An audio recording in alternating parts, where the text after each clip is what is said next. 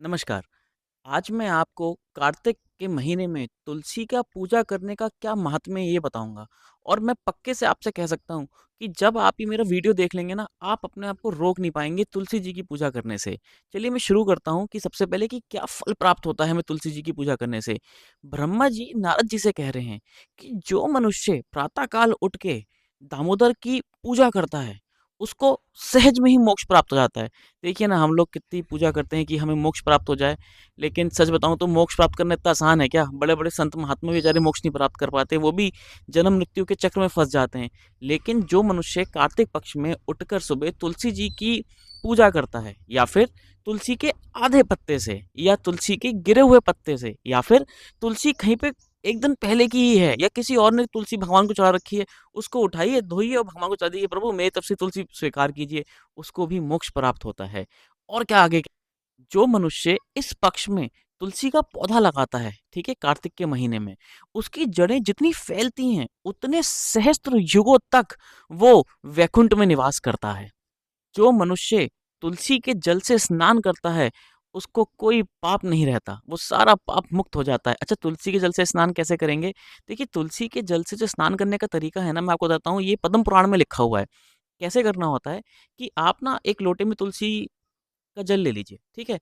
अब आपको क्या करना है कि आप तुलसी का जो पौधा है ना, उसके ऊपर तुलसी का जड़ डालिए, ठीक है? अब वो जो जल नीचे गिरेगा ना, उसको ना कलेक्ट कर लीजिए। नीचे ना कोई बकेट रख लीजिए, कोई डोंगा रख लीजिए, कोई पतीला रख लीजिए। अब उस जल को अपने ऊपर छिड़क लीजिए, बाथरूम में नहीं जाना है, वहीं पे खड़े होके। इसे तुलसी से स्नान कहा जाता है, ठीक है ना? अब मैं तो रोज़ करता हूँ। मैं पिछले कई सालों से रोज़ करता आ रहा हूँ स्नान को, बिना कार्तिक के महीने के भी स्नान करता हूँ।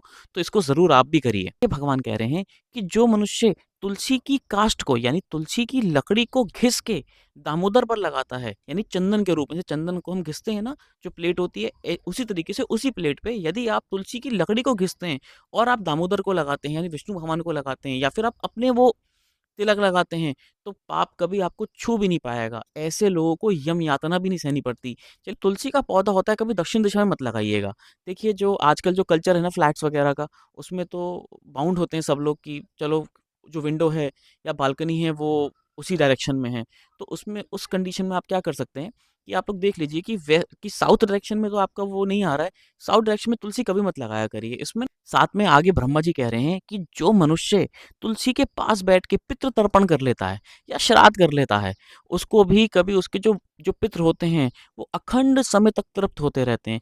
आपको याद होगा ना, मैंने एक वीडियो भी बनाया था यम तर्पण का, कि अभी श्राद्ध पक्ष था तो मैंने कहा था ये ज़रूर कीजिए। तो ये कार्तिक पक्ष में भी ज़रूर करना चाहिए कि आप पितृ तर्पण तुलसी के पास बैठ के एक बार कर लीजिए। घर में ही करना होता है। गीता का 7वाँ अध्याय पढ़ना है और उसमें तुलसी डालनी है लोटे में, काला तिल डालना है, कुशा घास डालनी है, और अपने पितृ तीर्थ से, जो मैंने बताया था ये पितृ तीर्थ होता है हमारे हाथ का, है ना? अंगूठे के नीचे वाला, और जल दे देना है पितरों को, उसको अखंड तृप्ति प्राप्त होती है। ये ज़रूर आप कीजिएगा अपने पितरों के लिए। और आगे बता रहे हैं, बहुत बढ़िया बात बता रहे हैं। जो फल काशी में मृत्यु से प्राप्त होता है ना? काशी में कहते हैं प्राण त्यागने से आदमी मोक्ष प्राप्त होता है, और जो फल प्रयागराज में स्नान करने से प्राप्त होता है, वो सिर्फ़ तुलसी जी की पूजा करने से ही कार्तिक में प्राप्त हो जाता है। तो देखिए, कलयुग में ना भगवान ने कितना सहज कर दिया हमारे लिए कि भई आपको कहीं नहीं जाना है, बस इतना सा करना है और आपको वो सब कुछ प्राप्त हो जाएगा जो उन लोगों को प्राप्त हो रहा है बहुत संघर्ष करने के बाद, कि हम वहाँ चले जाएँ। हो सकता है किसी के पास इतना पैसा ना हो कि वो जाके ट्रैवल कर सके, इतनी दूर जा सके, तो देखिए सहज कर दिया भगवान ने कितना। ब्रह्मा बता रहे हैं नारद जी से कि भई ऐसा करने से ना ये फल प्राप्त हो जाता है। तो ऐसे मानिए कि कोई ऐसा मनुष्य है जिसने सदैव पाप किए हैं, उसको पुण्य से कोई मतलब नहीं है, जो सेल्फिश है, सेल्फ सेंटर्ड है, जो सिर्फ़ अपने बारे में ही सोचता है, ठीक है ना? और हो सकता है कि मेरी वीडियो से चिढ़ता भी हो, उसे लगता है अरे ये तो बकवास कर रहे हैं, कुछ नहीं, ऐसा कुछ नहीं होता। कहीं होता है क्या? किसी ने आके बताया है क्या? अगर वो भी गलती से पूजा कर ले, भगवान कह रहे हैं मैं उसे ही मोक्ष दे देता हूँ। मैं कहता हूँ कि ठीक है जा, तू भी खुश रह। तो इतना फल बताया है। हमें हमें करना क्या चाहिए? हमें क्या करना चाहिए? हमें तुलसी जी को रोज़ सुबह उठ के सबसे पहले प्रणाम करना चाहिए और तुलसी से कहना चाहिए, हे माता, तुम मेरे सारे पापों को हर लो। ठीक है? इसमें ना तुलसी के अगर 8 नाम आप पढ़ सकते हैं तो पढ़ लीजिएगा, मैंने अपने वीडियोज़ में पहले भी डाल रखा है। तुलसी के जो 8 नाम होते हैं वो होते हैं वृंदावनी, विष पावनी, विष पूजिता, पुष्पसरा, चार नंदिनी, चा तुलसी, कृष्ण जीवनी। ये 8 नाम हैं। अगर हम इन 8 नामों से तुलसी की पूजा करते हैं तो हमारे घर में लक्ष्मी स्थायी हो जाती हैं। ये कृष्ण भगवान ने सत्यभामा को बताया था, पद्म पुराण में लिखा हुआ है। तो एक तो ये ऐसे आप कर लीजिए। साथ में ना आप उनको जल दे दीजिए, जल दे के आप उनको प्रणाम कर लीजिए कि मेरे सारे पापों को हर लीजिए माता, मैं तुम्हारे चरणों में नतमस्तक होता हूँ या होती हूँ, जो भी आप जैसे भी आप हैं, है ना? करने से आपको बहुत लाभ प्राप्त होगा। आप करके देखिए, अपने पुण्यों का जो बैंक बैलेंस है ना, उसको बढ़ाइए। भगवान आप सारे ग्रहों पे जीत सकते हैं। मैं अपनी कंसल्टेशन में भी कहता हूँ, आप सारे ग्रहों को जीत सकते हैं।